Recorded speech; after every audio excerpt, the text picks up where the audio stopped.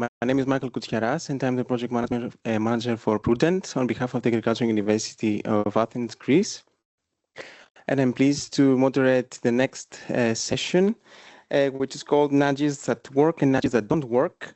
When, why not?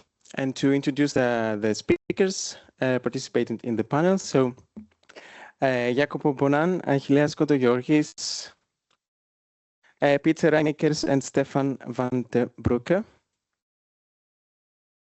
Please come on the panel.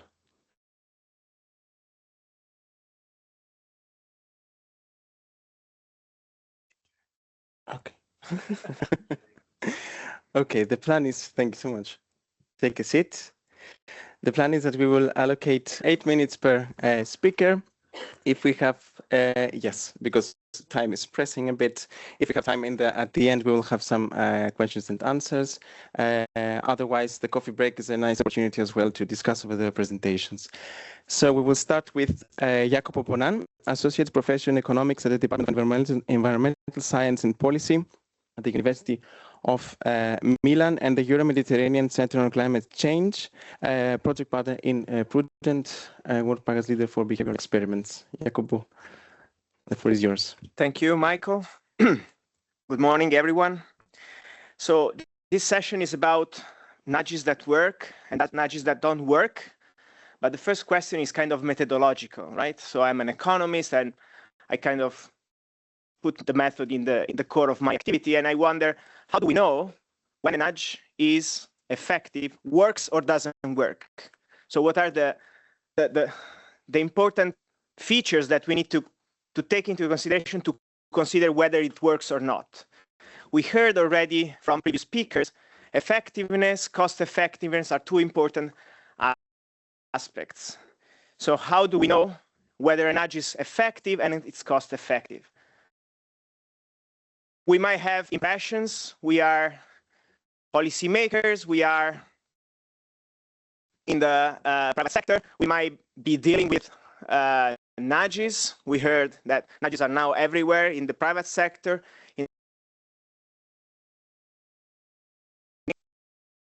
And impressions, like as an entrepreneur, I know that this product works. I know that this strategy doesn't work. However, this might not be necessarily sufficient to support my decision making.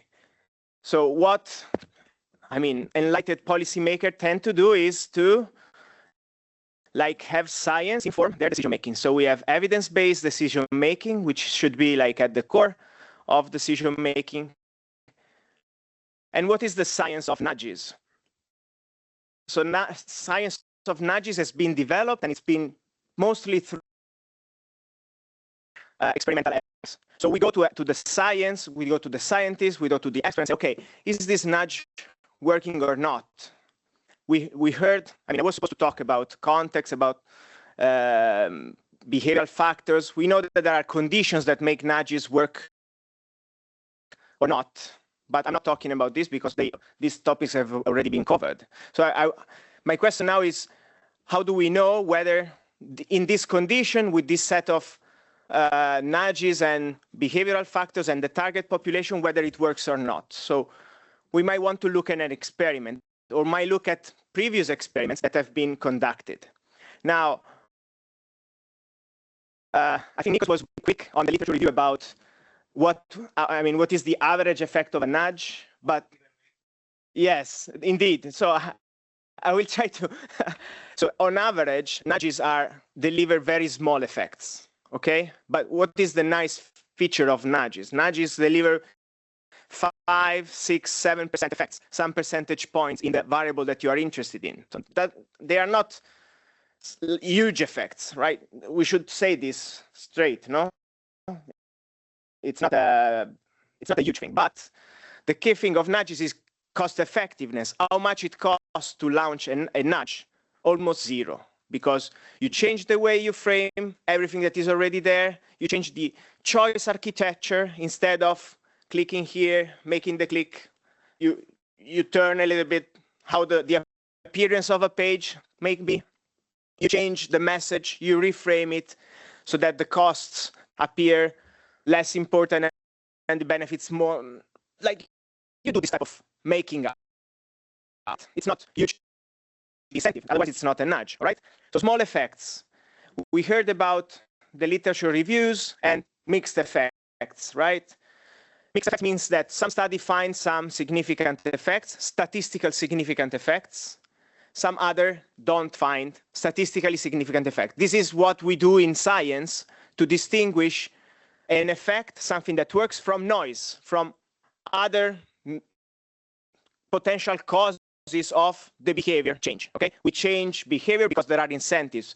We heard about the budget, the importance of budget, the importance of income, the importance of investments. These are important decision-making levers that make a lot of difference in the decision-making of farmers, for instance, right? Nudges are just tiny things that might change for some people, and we heard about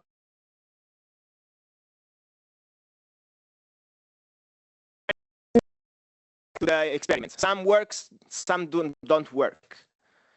Why? Nudges are small. If nudges have small effects, we need studies that we need high quality science to capture them, okay? Not all studies are equipped to find a nudge. So a nudge might be effective, however, the study might not find it effective, okay? It becomes like a false result, right? Why? Because the study was not sufficiently equipped to find the small effect. So what is the bottom line of my discourse? In order to investigate nudge, we need evidence-based science. We need evidence, and science can provide this, but not all science can provide this. We need very, very careful studies that can monitor outcomes. So we need to really measure something, and this something needs to be like real, right? So people decision-making. And we need experiments that are well equipped, right? Well designed. Okay, we need some good experts that can deliver this through the experimental tools that are like as in medicine, like there is a treatment group, a control group, so that everything is the same. You randomize, the same group is getting the nudge, the other group is not, but the two groups on average would have behaved the same in the absence of the nudge. Okay. And to be like a good study, this study needs to be powered, and have statistical power means that there is a sufficient sample size that allow us to identify effects that are in the order of this 5% that I told you. Because otherwise, we might have the nudge that works perfectly, but if the study is not well equipped, is not strong enough, it will say the nudge is not effective. Okay? And this will come back to the literature review that our colleagues are reviewing and saying, okay, you know what? Nudges, sometimes they work, sometimes they don't work. Instead, maybe they all work, but the studies that were behind them were not strong enough. Okay, so the bottom line is that evidence base is important, but also the quality of science is also important. Yeah, I hope it.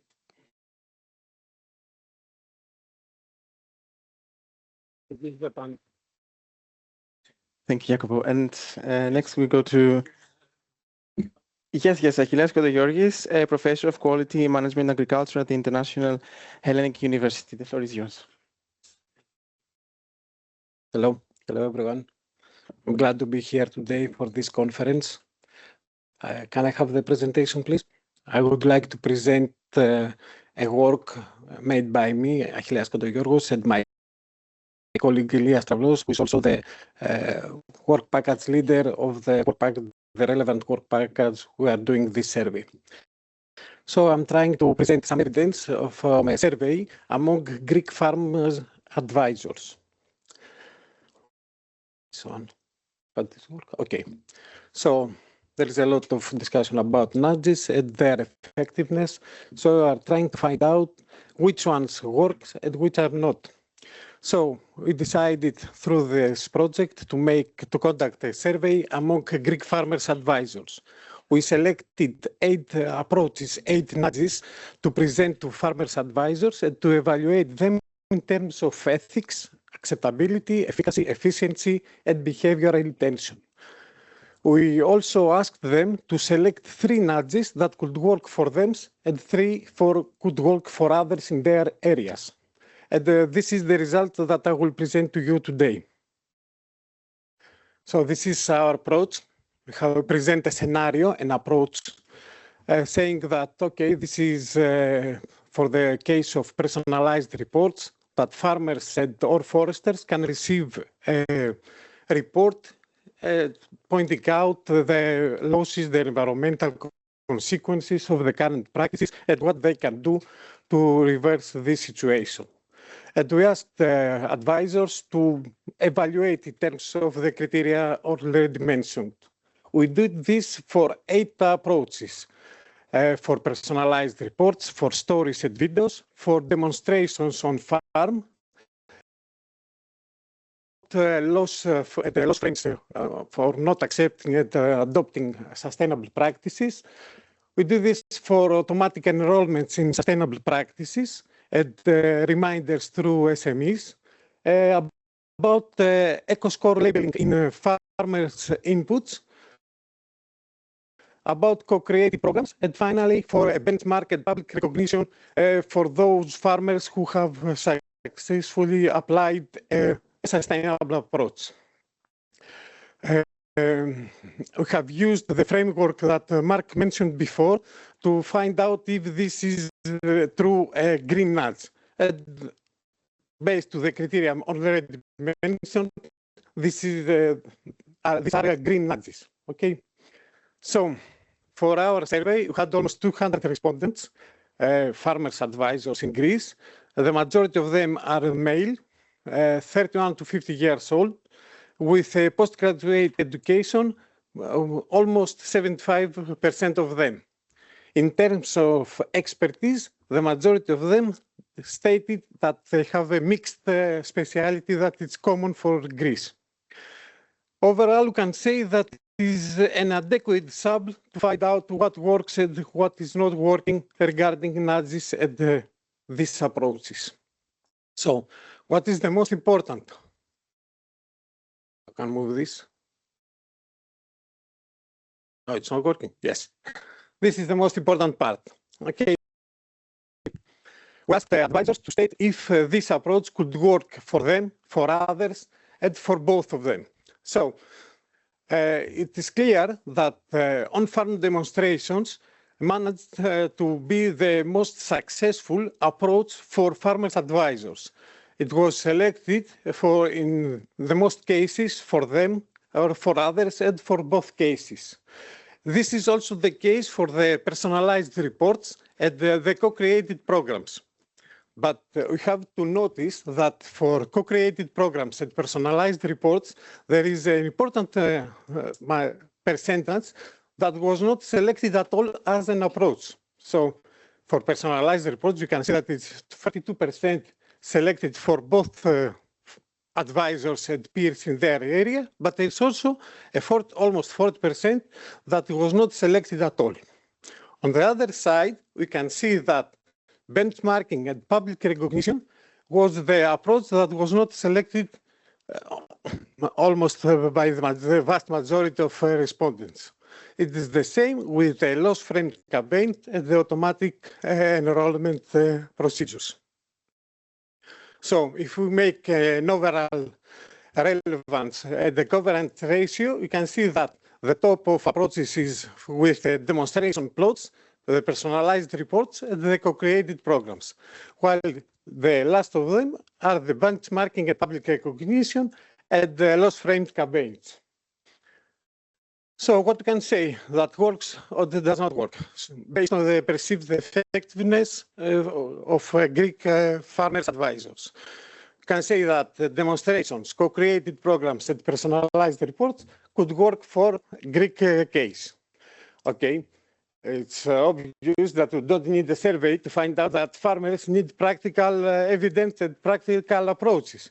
But it's evidence that this approach could work and be successful to promote sustainable practices among farmers.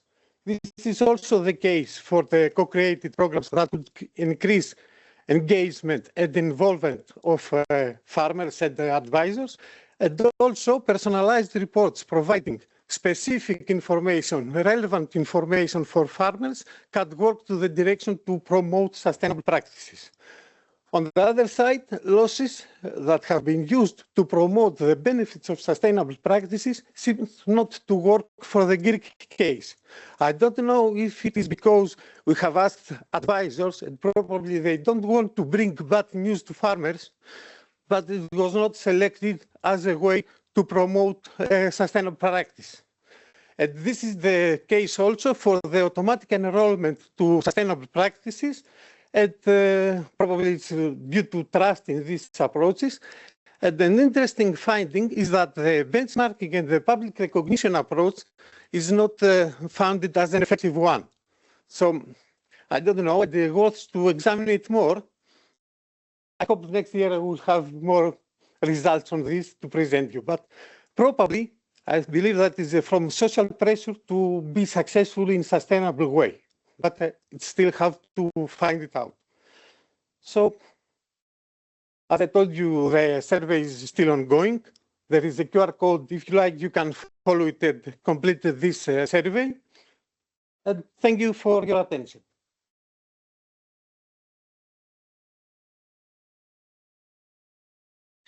And next we move to Peter Rijmakers. I hope I pronounced the name correctly. Yep.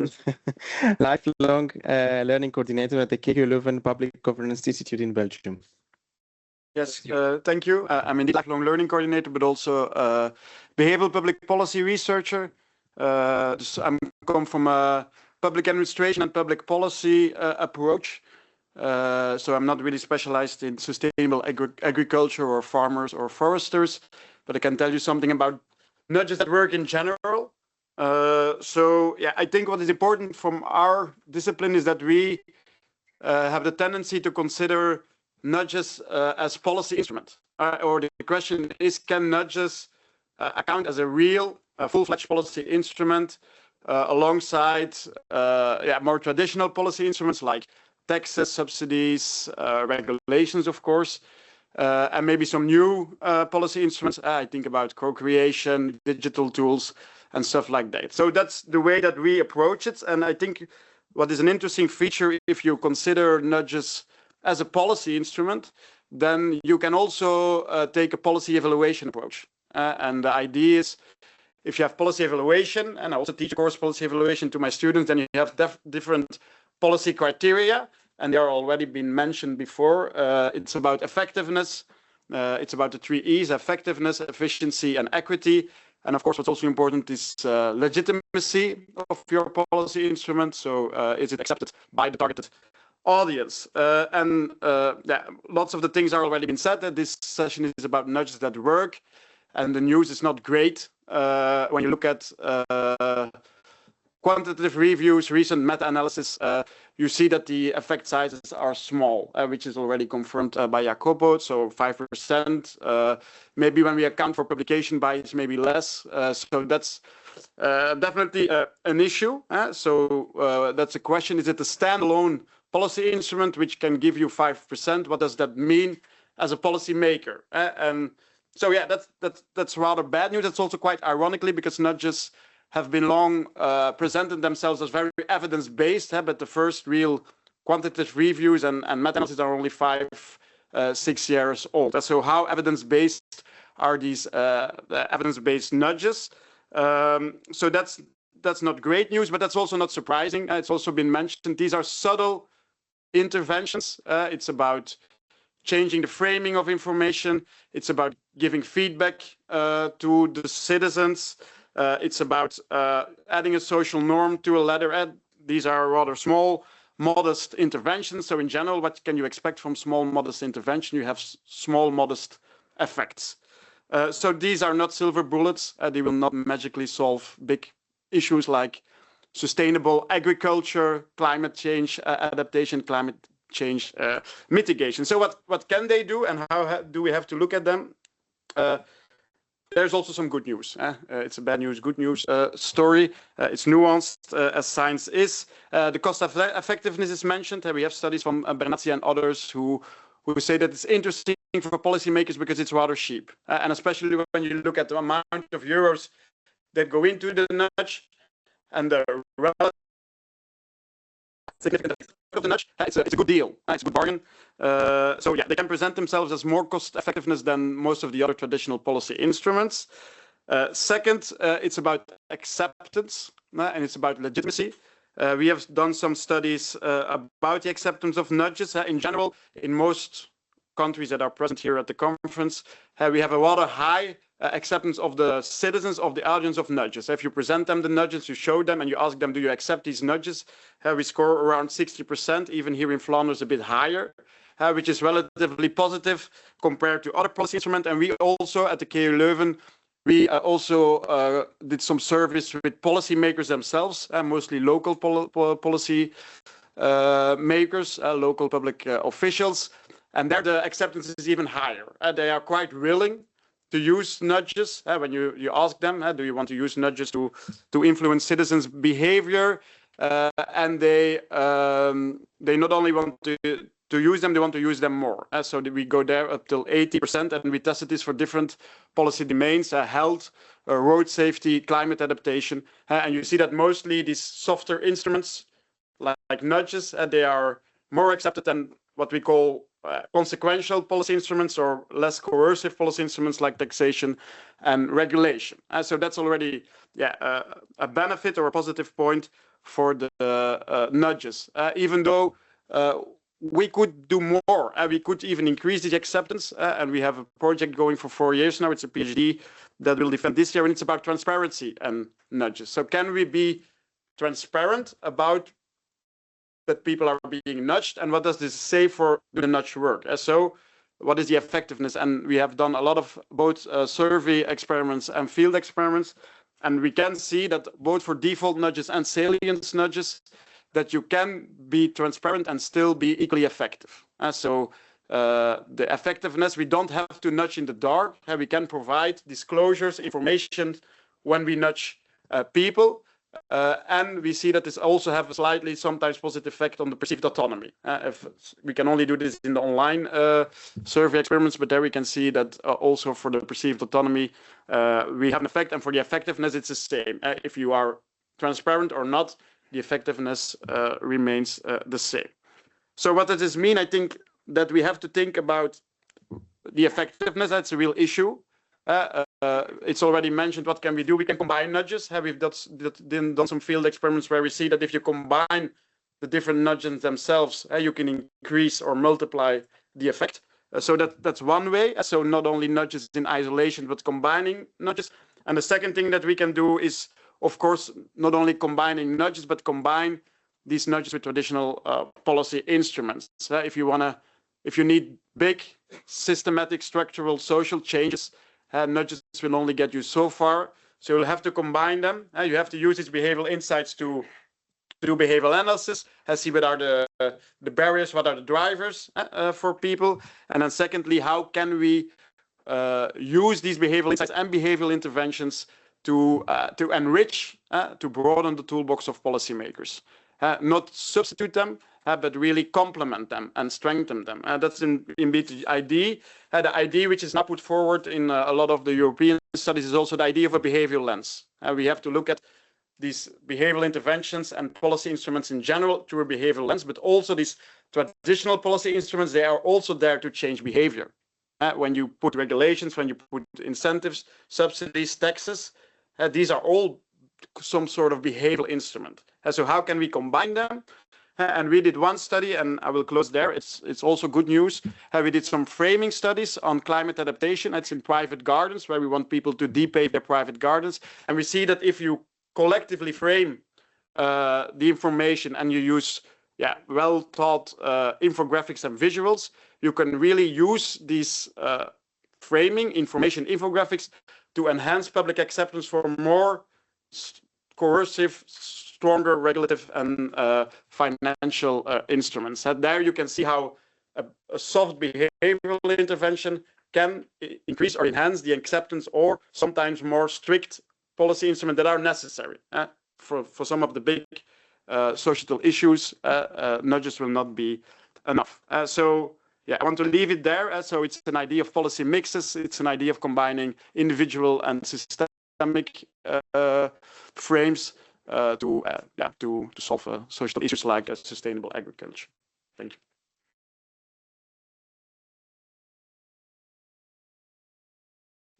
And last but not least, Stefan van de Broeke, Professor of Health Psychology and Prevention at the Catholic University of Leuven. The floor is yours. Thank you. Well, being the last one has advantages and disadvantages. So a lot of things that I would have liked to say have already been said, and probably even better than I can say it. But I think it gives me the opportunity of maybe highlighting a few points that I would like to highlight. And first of all, maybe it's important to say that I'm not doing research as such on sustainability in farms. I do research on farms as well, but more farm safety.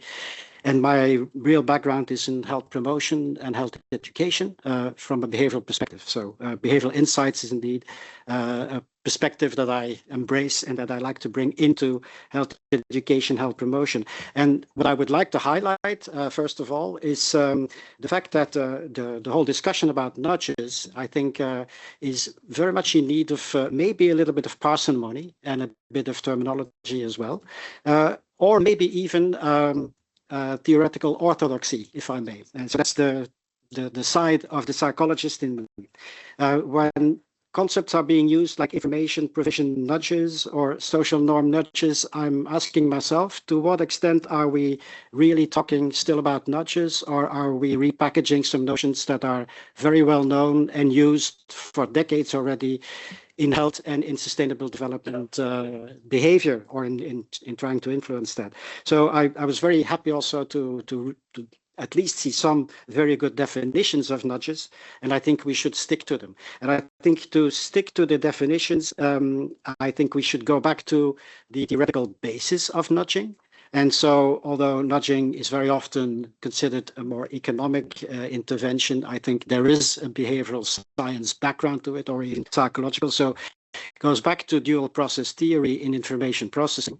And so Tversky and Kahneman have written that, and I think we should really keep in mind that this is what nudges are all about.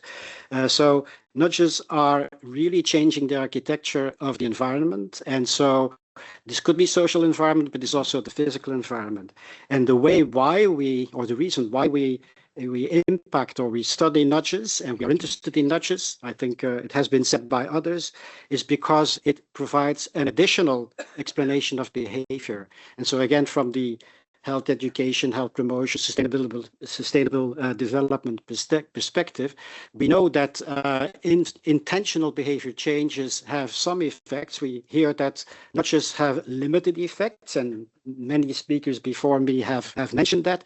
But I think we should also be aware that intentional behavior change also has limited effects. So I don't think it should be a question of comparing. I think it should be a question of adding and considering the full picture. I very much agree with what Mark Ranson also said about that. So I think we should combine the different possibilities of behavioral insight. So the value of nudges, I think, should be looked into from the perspective of what added explanation of behavior do we find in addition to intentional behavior change, and not only in the nudges as standalone. Going back to the theory, then, I think one of the things I think that could be highlighted also is the difference between different type of nudges. Not in terms of do they impact on social norms, or are they information-based, but more in terms of do they request or require information or reflective thinking or not. So the type 1, type 2 types of nudging, I think, is very important. And I think a lot of the criticism, especially with regards to the more patriarchal approaches or non-informing approaches of nudging that you find also in literature, have to do with the fact that when people think of nudging, they often think of the type 1, which means no reflective thinking. I think if we look at nudging as a way to close the gap between intentions and behavior, we're talking about the type 2 nudges. And there, I think we can be much more transparent. We should always be transparent, but I think the transparency is easier to achieve in the type 2 nudges. So I very much endorse and agree with the fact that co-creation is a way to go forward, to make nudges as an additional tool for behavior change in the context of, amongst other, sustainability in farms and in other settings. I think this really is a way that we should go forward.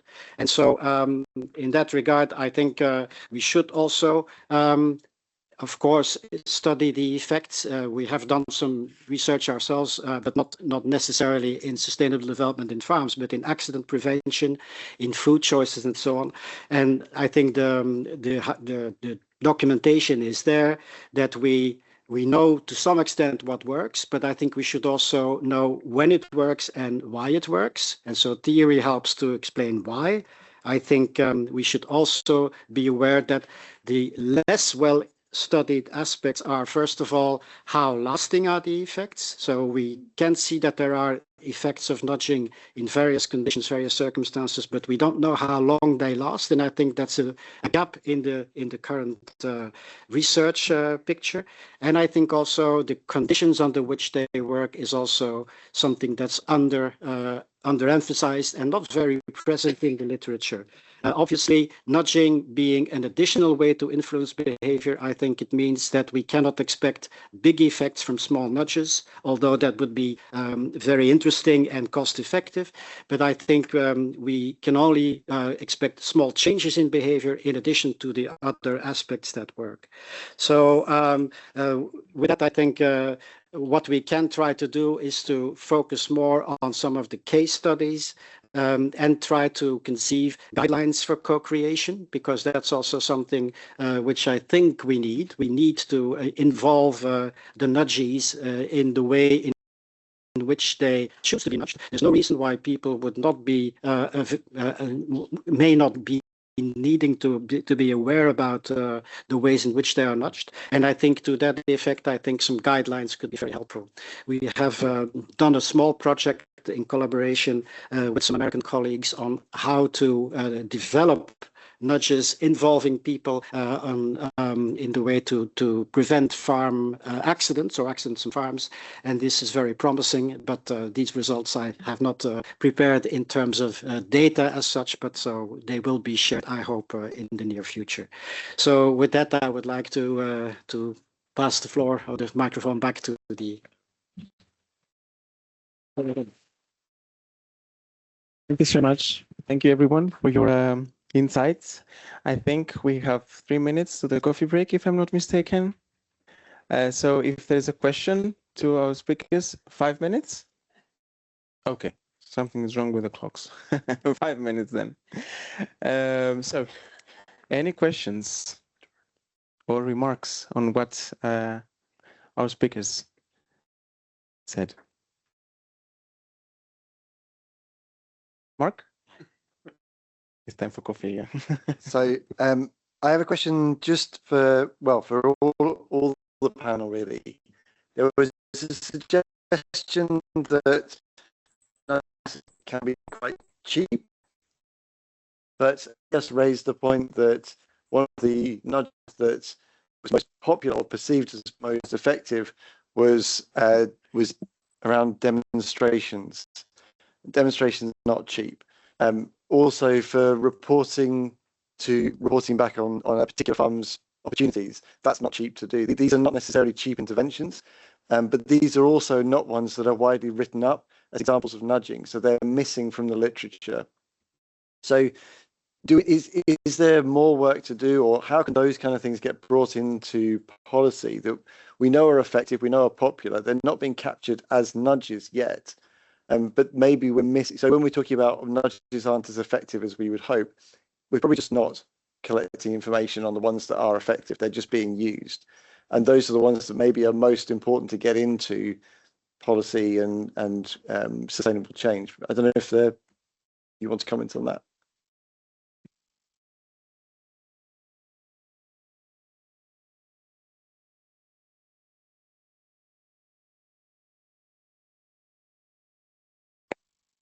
Mark, I don't think that I have something more to add to this. I'm with your side. I believe also that the demonstrations are effective, but also there is a cost in order to make this happen.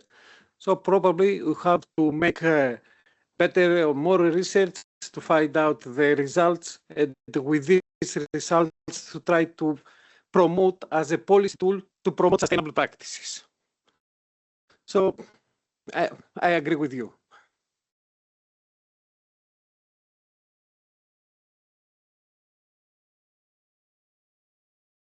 If I may, for me, actually a demonstration. For me, I ask myself to what degree is that still nudging?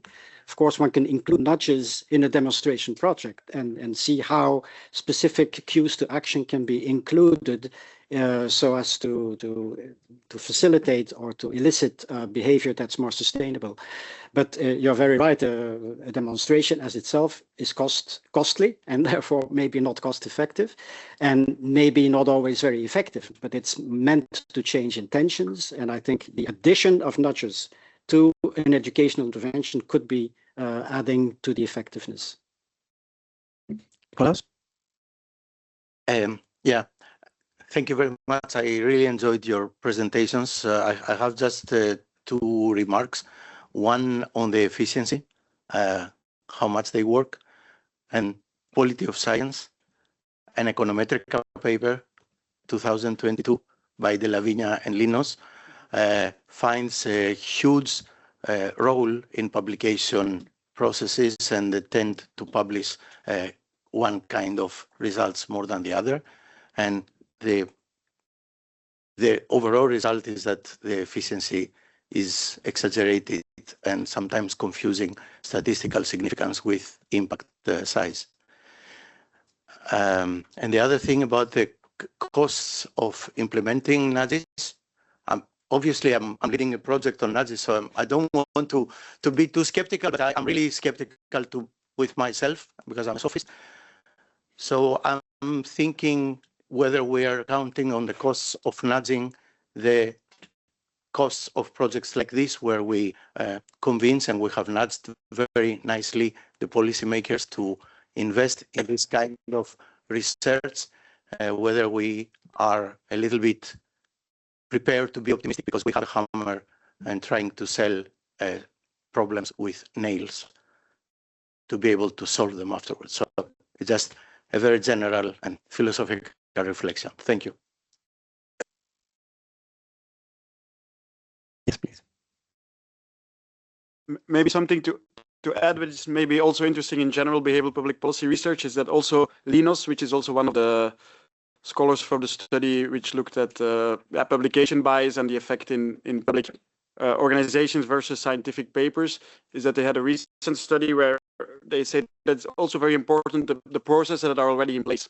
And so a lot of the nudges we come up with new ideas about randomization and new techniques, but one of the big ingredients to be a successful nudge that will be implemented in the long time within an organization, because organizations also have status quo bias, and they are not always very fond of infusing these new behavioral interventions in their day-to-day operations and policy processes, is can we, in a way, easily add these behavioral insights to the processes that are already there in place and that are quite easy to implement, both for the behavioral interventions, but also for the design, the randomized control trials, the experimental design to test the effectiveness. So I think that it can also reduce cost effectiveness. If you look at, first of all, it's not really a quick win, but the processes that are already there, and see how we can add the new nudges and the effective nudges to what already exists. Thank you, Nikos. I mean, this paper on Econometrica raised a lot of, fear in the, not fear, but worry in the community. I think it pushes for higher quality research, and research need to self-regulate, and there are ways to self-regulate. If you pre-commit on a way you want to design a study before looking at the results, you say, okay, my design is able to capture these small effects. then regardless of whether the effects will be there or not, my paper will be published. This is something that this is a direction that academic journals are taking, like pre-committing on publishing before looking at the results, just looking at the design. The design is high quality enough to be worthy publication. So you go there, and whether you find or not the results is not the crucial point. It's whether the study is quality or not. So that's a way to overcome this publication bias that somehow makes things, I mean, do not give the right picture to the evaluation exercises. Natasha? Yeah, thank you.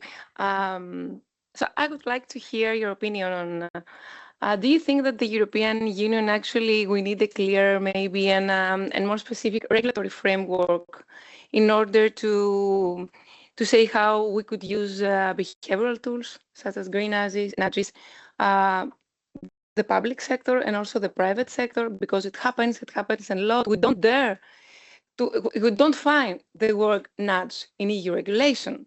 So I would love to hear your opinion on this one, because actually this kind of projects that we work now upon is to provide policy recommendations and find a way maybe, to regulate this kind of tools. So yeah, Professor, please start with you. Thank you. Yeah. I'm not sure if I can answer that, but I know that the Joint Research Council, so the GRC, they already invest for over a decade in behavioral insights, and they have a behavioral insights team promoting the use of behavioral insights within regulation. So there is a supportive team within the GRC to do so, but yeah, I'm not sure how this translates to all different policy domains like sustainable agriculture, but they also have now a recent publication on balancing individual responsibility with systematic approaches and systematic measures such as regulations and taxation. So they really have guidelines and handbooks and manuals how to do that. But I don't know about studies who see what's the real effect of these promoting actions from a supportive unit within the European Commission to the different DGs and the different policy domains. But they have a lot of information at least, but it's maybe the same as the information doesn't lead automatically to behavioral change. Would you like to have a final remark? And then I don't know if it's a final remark, but in addition to what my colleague was just saying, I think if you look at, for example, in the health sector, WHO has for quite some years now behavioral insight committees established and uses that. So I don't know if it's nudging as such, but nudging as part of a bigger picture and as part of a bigger set of possibilities to influence behavior, I think makes an awful lot of sense to me. I think it's a good opportunity now to take that discussion and the interesting questions outside with a coffee. Thank you so much, everybody.